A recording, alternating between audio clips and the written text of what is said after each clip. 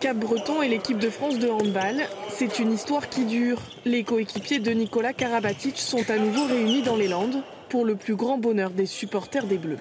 On est fans de hand depuis super longtemps et du coup voilà, on vient les voir un peu, les soutenir. Qu'est-ce que ça fait de les voir en vrai alors? Ah c'est chouette, ils sont super grands. Qu'est-ce que ça fait de les voir en vrai? Ça donne envie d'être eux. Cette fois-ci, l'équipe de France se retrouve pour préparer les championnats d'Europe.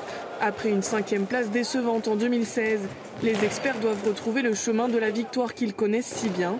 Et à Cap-Breton, on y croit. En positive, oui, bien sûr. Ça leur porte chance de venir s'entraîner à Cap-Breton, donc ça va le faire. Il n'y a pas de raison que ça s'arrête. Exactement. Pour cela, il faudra que les Bleus apprennent à faire sans Daniel Narcisse ni tirer au meilleur, tous les deux retraités de l'équipe nationale depuis cette année. Restent quand même plusieurs piliers de l'équipe championne du monde, comme les frères Karabatic ou le nouveau capitaine Cédric Sorindo. De quoi poursuivre la très bonne dynamique du handball français après le titre mondial des Françaises, il y a à peine 2 semaines.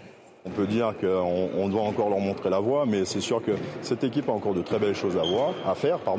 Et maintenant, c'est sûr que l'équipe de France est aussi dans une phase de reconstruction, comme elle-même d'ailleurs. Donc cette phase de transition n'est pas forcément évidente, mais on sait quand même qu'il y a de la qualité. Donc maintenant, charge à nous de faire le nécessaire pour y remédier.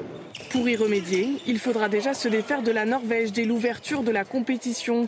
Des Norvégiens qui s'annoncent revanchards après leur défaite en finale des championnats du monde face à ces mêmes experts.